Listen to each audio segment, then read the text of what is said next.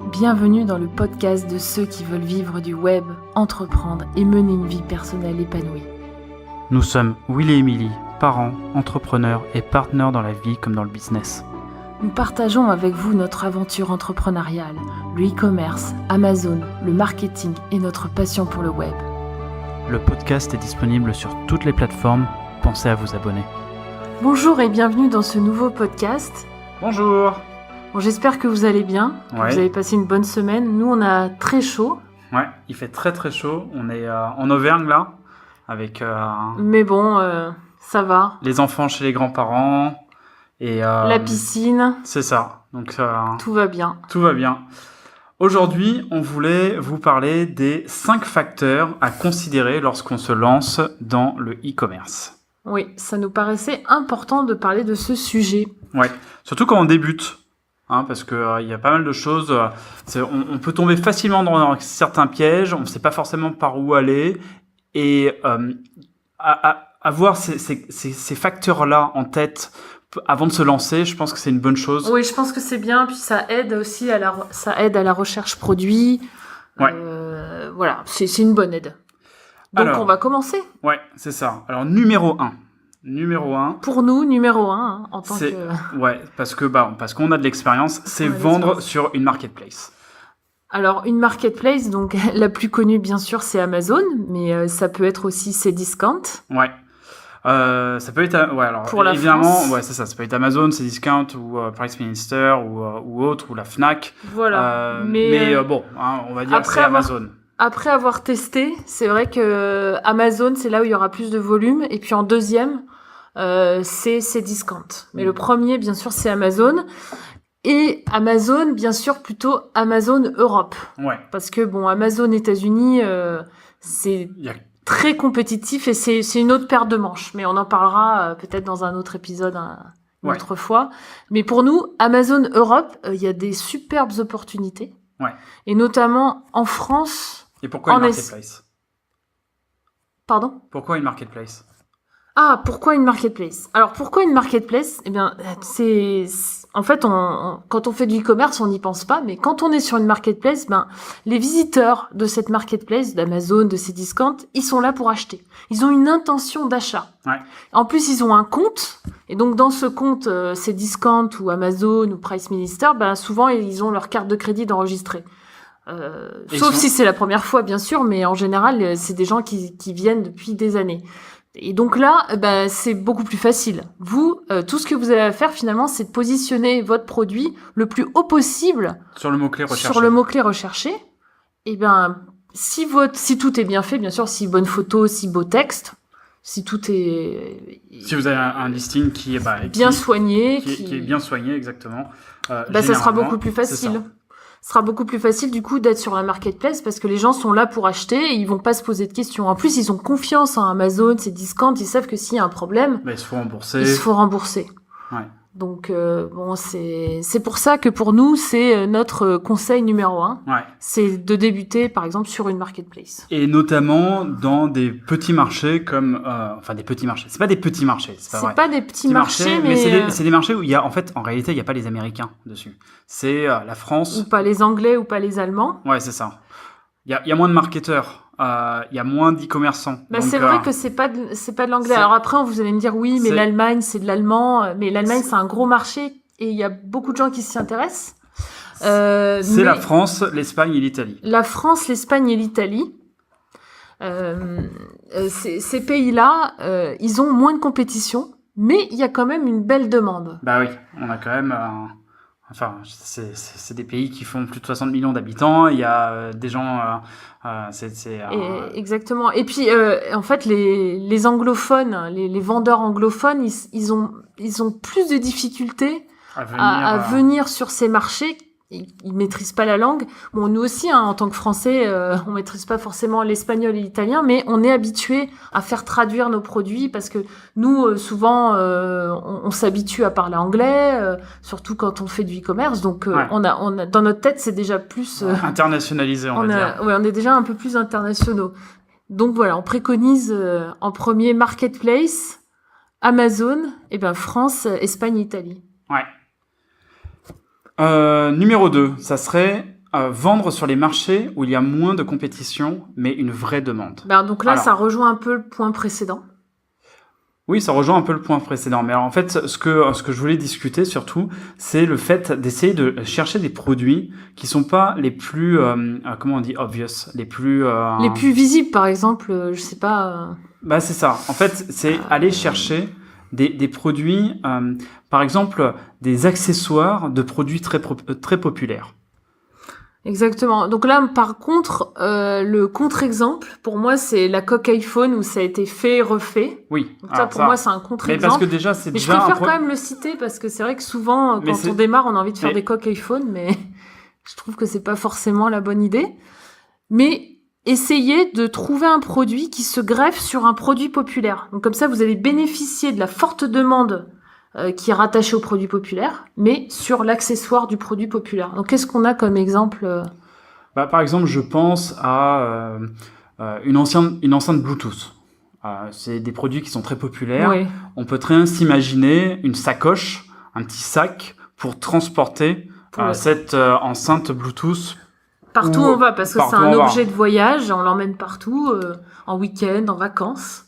Donc c'est bien d'avoir. Il y a, par exemple, là je vois, j'ai une Switch, une case pour la Switch, par exemple. C'est typiquement le genre de produit qui vient se rattacher et pour les gens sur lequel les gens sont prêts à dépenser beaucoup d'argent en plus. Ils ont envie de la protéger.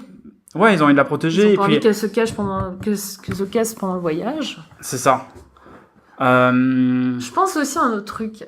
Par exemple, c'est la folie en ce moment de tout ce qui est robot, cuisine, ménager. Et aussi, dans la même veine, on pourrait avoir un sac de transport parce que même quand on est en vacances, on a envie de bien cuisiner ou en week-end. Ouais. Donc, un sac de transport où on peut mettre son robot, ça peut être pas mal. Bon, bien sûr, il faut trouver la taille adéquate, mais pour un maximum de robots. Mais je trouve que ça, c'est intéressant parce que les gens, ils sont prêts à dépenser parce que ils s'imaginent en vacances avec leur robot pouvant cuisiner comme à la maison. C'est ça. Et c'est des produits qui, à mon avis, qui sont très certainement assez peu chers à acheter en gros, et qui peuvent se vendre entre 20 et 40 euros.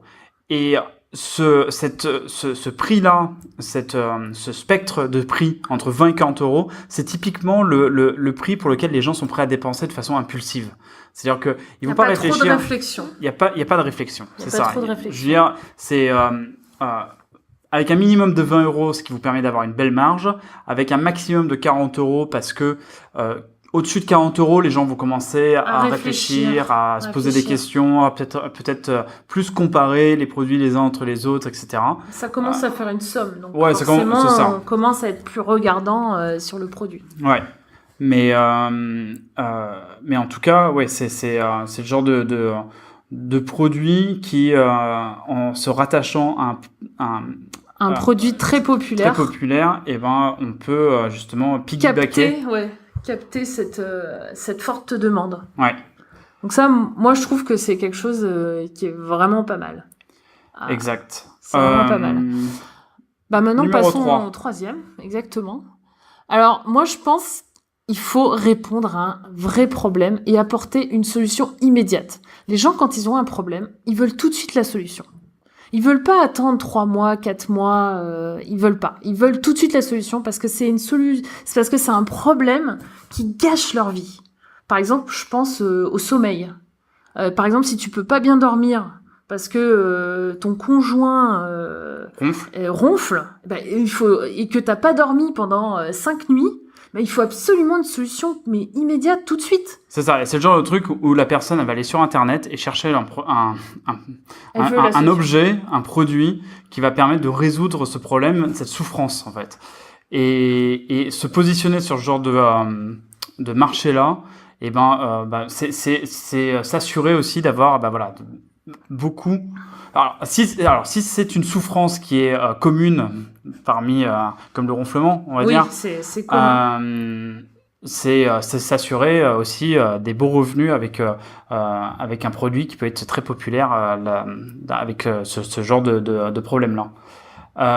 Pour ça, moi j'ai un tip, c'est d'aller regarder par exemple sur les livres, dans la section livres sur Amazon, sur Amazon.fr. regardez dans les livres. Alors, vous avez tout un tas de livres en dehors de tout ce qui est roman. Hein. Retirez tout ce qui est roman et de regarder tout ce qui est, par exemple, sur la santé, maladies, sur les maladies, sur les différentes souffrances. Alors, ça peut paraître un peu cynique, hein, comme ça, mais par exemple, on peut s'imaginer trouver des trucs sur, je sais pas, sur des mots, les mots de dos, par exemple, ou sur les problèmes de ronflement, comme tu viens de dire. Oui, c'est ça. De sommeil. Les problèmes de sommeil. Encore dans le sommeil, je pense aussi à l'oreiller. Ouais.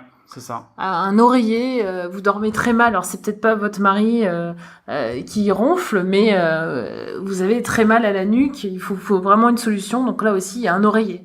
Ça peut être la solution au problème. Un oreiller spécial, un peu ergonomique. Je ne connais pas trop en oreiller, mais ça aussi c'est. Et tu vois, quelque part, Émilie, je trouve que ça rejoint sur le premier point qui est le fait de vendre sur une marketplace. Oui. Parce que les gens vont peut-être taper dans Google, ça va être assez difficile peut-être de se positionner en SEO, etc. Je veux dire, les gens vont certainement taper directement sur Amazon parce que c'est le moteur de recherche du commerce. Moi personnellement, si je vais pas en magasin pour ce genre de produit, j'irai typiquement sur Amazon. Un oreiller, ça me dérangerait pas de l'acheter sur Amazon. Ouais. Typiquement. Ouais, non, mais c'est clair. Et c'est pour ça que c'est important. Je pense que le premier point, vendre sur une marketplace, c'est un truc vraiment indispensable si on veut réussir dans l'e-commerce. Ça veut pas dire forcément qu'on va pas vendre en dehors sur son propre site, mais c'est simplement le fait d'être là où les gens vont et répondre à un problème que les gens ont.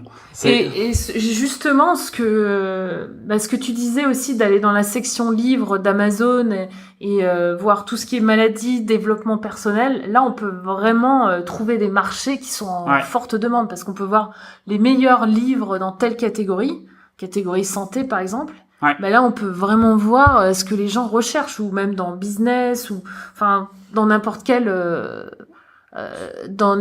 rayon, par exemple, catégorie cuisine aussi, on va pouvoir voir les gens, est-ce qu'ils sont passionnés ou cuisine végane, et là vous pouvez proposer un produit pour les véganes, enfin je sais pas, j'ai pas étudié, mais c'est des idées, mais bien sûr, mais je trouve que la catégorie des livres, elle est très révélatrice des niches dans lesquelles on peut aller. C'est ça, parce que si vous pensez résoudre un problème sur un truc où les gens n'ont pas écrit d'informations, ils ont pas écrit, en fait, ils ont n'y allez pas, quoi. Je veux dire, c'est clair et net, il faut pas y aller. Alors après, il y a aussi les produits de passion. Le quatrième facteur de réussite, ça peut être les produits de passion. Et là, les gens dépensent beaucoup d'argent dans leur propre passion. Et ça peut être tout type de passion. Oui, tout type de passion. Je sais pas, ça peut être le vin, le tricot, tout ce qui est sport aussi, bien sûr. La musique. Ouais. Et essaye de penser. J'essaie de penser à des accessoires, par exemple. Hein, je veux dire, par exemple, je sais pas. Tu parles de musique là. Oui. Guitare. Peut-être regarder les bandoulières de guitare. Je sais pas. Oui. Je vais pas vendre des guitares parce que ça va être compliqué de vendre des guitares. Ça va être un peu compliqué, oui. Mais par contre, je peux peut-être me faire un truc, enfin pas un coup, mais je veux dire monter un business peut-être autour des bandoulières de guitare. J'en sais rien. Oui, il y a peut-être un vrai marché. Je sais pas, je l'ai pas étudié, mais il y a peut-être un vrai marché. Ou dans le DIY, dans le tricot. Donc le tricot, je sais pas, peut-être des aiguilles à tricoter. J'en sais rien. Il y a peut-être. Essayez de penser à des petits marchés, des petits trucs sur lesquels les gens peuvent dépenser au moins 15 €. Au moins, parce que c'est un peu le prix minimum, si on veut se faire une marge. 15, plutôt 20 €, ouais. Ouais, 15-20 €, plutôt 20 € même. Et aussi, moi je trouve, alors une passion, oui, c'est bien, mais si vous êtes passionné par un sport, par quelque chose, ça peut être intéressant aussi, de lancer un produit dans votre passion à vous. Parce que du coup, vous connaissez le marché. Ouais. Vous êtes passionné, donc vous allez pouvoir, vous êtes votre propre cible finalement. Donc vous allez vraiment... vous allez pouvoir décrire le produit. Ça va être beaucoup plus simple. Et même, vous faites peut-être partie d'un club, d'une association, vous allez pouvoir déjà leur faire la pub de votre produit. Enfin, en fait, l'imagination, elle est, ça peut aller très loin, mais c'est intéressant si soi-même on est passionné par sa niche, c'est mieux. Parce que moi, par exemple, j'aime bien la pêche comme ça, mais si je lançais un produit de pêche, je suis pas assez passionnée. J'aime comme ça une fois par an aller pêcher autour d'un étang, c'est super cool, mais c'est pas ma passion. Non, c'est clair. Donc si j'avais à créer un business là-dedans, ça serait un peu plus difficile pour moi, je trouve. Clair. Non, c'est clair. Mais voilà, quelque chose. Et puis ça sera beaucoup plus simple si, là on parle vraiment de se lancer dans l'e-commerce, mais même plus tard quand vous serez amené à créer du contenu pour attirer des gens autour, de devenir une autorité autour de ce marché-là. Exactement. Créer du contenu autour de quelque chose pour lequel on est passionné, ça va être beaucoup plus facile. Si vous avez été amené à faire des articles, à faire de la vidéo, à faire quoi que ce soit, quand on est passionné de quelque chose, ça se ressent tout de suite. Donc, par rapport au point précédent, le point précédent, on disait de répondre à un vrai problème. C'est peut-être un problème à une souffrance. Ce problème-là, par exemple, ce problème de sommeil, peut-être que c'est quelqu'un de votre famille qui l'a eu, donc vous allez pouvoir en parler, ou vous-même aussi. On peut être confronté soi-même au problème. Parce que on parle de passion, mais aussi de problème en fait qui nous est un peu plus familier. Oui, non, c'est clair. C'est pour ça que je rejoins un petit peu les deux points, pour pas non plus les opposer. Ça pour nous, on vous donne vraiment des facteurs pour quand on se lance, tout simplement. Petit 5. Alors c'est cinquième facteur. C'est avoir une exclusivité avec une boîte qui n'est pas sur le web. Ouais, une entreprise qui a un produit qui est pas commercialisé sur le web parce que il y a des entreprises rare, ça devient de plus en plus rare, mais ça existe encore parce qu'il y en a, ils vendent qu'en magasin, et puis le web pour eux c'est très compliqué, c'est ça. Et on peut encore en trouver, j'ai une amie justement qui a trouvé qui a une exclusivité justement avec une entreprise. Elle a une exclusivité sur la France. Ça marche très bien, et ils sont pas sur le web, donc ça existe encore. Alors, et là, pour les trouver, moi personnellement, ce que je ferais, j'irais dans un salon. Oui, les salons professionnels. C'est peut-être un peu plus simple de trouver. Des exclusivités, de pouvoir négocier des contrats d'exclusivité directement avec les usines, ou avec en tout cas les représentants de ces usines dans les salons. De ces entreprises, c'est un bon endroit où on peut trouver, parce que vous pouvez dire, voilà, moi je suis dans l'e-commerce, je vends, j'ai une passion par exemple pour ce produit. On peut trouver... Personnellement, moi j'avais été l'année dernière à la foire de Canton en Chine. Et je pense qu'on fera d'ailleurs un épisode là-dessus. Mais c'est vrai que tous les représentants des différentes usines dans ce salon-là, qui est un salon absolument gigantesque, c'est vraiment la foire mondiale du commerce. Il y avait quand même pas mal de gens qui n'étaient pas forcément sur le web. Non. Et c'était assez étonnant, quoi. Mais même à Hong Kong, tu avais rencontré des Italiens aussi qui t'avaient proposé de vendre leurs produits en France. Ouais, c'est ça, des produits de cuisine. Et c'est ça. Alors, ils étaient peut-être sur le web sur d'autres marchés, donc en Italie il me semble, mais ils n'étaient pas encore implémentés en France, et ça pouvait être hyper intéressant d'avoir une exclue sur leurs produits, sur le marché français, sur le web. Parce que toi, t'es français, du coup, t'as vraiment la langue, t'as vraiment la compréhension aussi du pays. Parce qu'on peut justement aller voir une entreprise étrangère. Ça peut l'intéresser. Je sais pas si vous voyez un produit assez intéressant aux États-Unis, au Canada, et qu'ils ne sont pas là-bas, vous pouvez aussi les contacter. D'ailleurs, même si vous les rencontrez pas dans un salon, sur le web, on peut... tout est ouvert en fait. Suffit de demander en fait. Faut pas hésiter à demander si vous avez quelque chose qui vous intéresse. Je crois que moi j'avais rencontré une vendeuse sur Amazon qui avait une exclusivité justement avec une entreprise française et qui était américaine. Ah oui, et elle vendait le produit aux États-Unis. Et aux États-Unis, et nous quand on avait contacté, je sais plus si on les avait contactés pour voir si on pouvait vendre ailleurs qu'en France, dans un autre marché, je sais plus quel marché. En France. En France, si, en France, oui. Je me souviens plus très bien. C'était il y a quelques années. Et du coup, ça c'est un vrai exemple, quoi. Si vous avez, je sais pas, si vous parlez très bien l'espagnol et que vous rencontrez une entreprise française qui est pas du tout en Espagne et qui serait intéressée aussi, ça peut fonctionner. Ouais, carrément. Parce qu'il y a aussi l'aspect langue, il y a pas que l'aspect web, mais il y a l'aspect langue, l'aspect connaissance. Enfin voilà, en fait, tout est ouvert finalement. Suffit de demander. Hein. Non, c'est clair. Faut pas s'attarder. Alors on va peut-être résumer les 5 points. Ouais. Avant de conclure. Donc, petit 1, donc, vendre sur une marketplace. Voilà. Hein, nous, ça, on voilà. est. On veut être là où les gens viennent acheter. Voilà, parce que là on parle de quand on débute dans le e-commerce. Donc c'est pour ça on dit marketplace en premier. En deuxième, vendre sur les marchés où il y a moins de compétition, mais une vraie demande. Ouais. Donc pensez à des accessoires de produits très populaires, par exemple. Pour se greffer sur cette forte demande. Ouais. Répondre à un vrai problème, apporter une solution immédiate. Donc, pensez à une souffrance que les gens peuvent avoir, oui. des souffrances pour lesquelles les gens peuvent avoir, et essayer d'y trouver des problèmes, enfin des solutions immédiates. C'est ça, exactement. Et donc ça, c'était le 3e point. Le 4e, c'est les produits de passion. Si vous avez une passion, on peut vendre dans ces catégories. Parce que ça sera plus facile de pouvoir en créer du contenu, en parler. Ce sera plus facile de vendre quelque chose pour lequel vous êtes passionné. Et les gens dépensent beaucoup dans leur passion. Ouais. Et petit 5, ça, c'est avoir une exclusivité. Avec une entreprise qui n'est soit pas sur le web, on disait, et ou pas dans le pays. Ouais. Donc vous pouvez trouver une entreprise étrangère qui serait intéressée par le marché français. Ça, c'est tout à fait possible, je vous le dis. Et voilà. J'espère que cet épisode vous aura plu.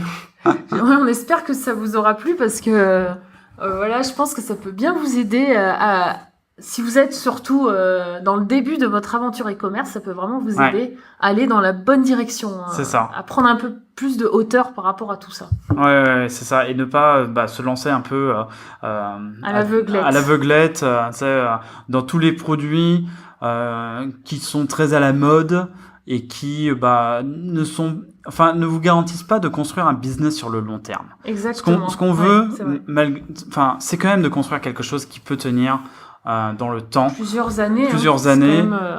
Sur lequel on va pouvoir grandir, grossir et vraiment devenir une autorité sur tel ou tel marché. Créer une ligne de produits aussi. C'est ça. Et après, par la suite, créer une ligne de produits. Toutes ces choses-là. Ce qu'on ne veut pas, ce que, à notre sens, c'est, par exemple, se lancer dans les, les fidget spinners, là, les hand spinners, les trucs qui tournent sur les doigts dans la cour de récréation. Ouais, exactement. Si vous vous lancez là-dessus, c'est très bien, vous pouvez très bien faire un superbe coup, mais ça vous garantit pas d'avoir un business durable sur le long terme. Et ça va pas durer longtemps. Et vous n'allez pas pouvoir construire dessus. Ce qu'on veut, c'est pouvoir construire sur quelque chose, créer une marque. Créer un vrai business, tout simplement, exactement, et en vivre. Exactement. Et pas courir derrière les derniers trucs à la mode. Non. Donc c'est voilà. une bonne solution. Donc la conclusion était un peu longue, mais en tout cas, voilà. on va conclure là-dessus. On vous souhaite une belle journée ou une belle soirée. Et on vous dit à très bientôt. À bientôt. Salut.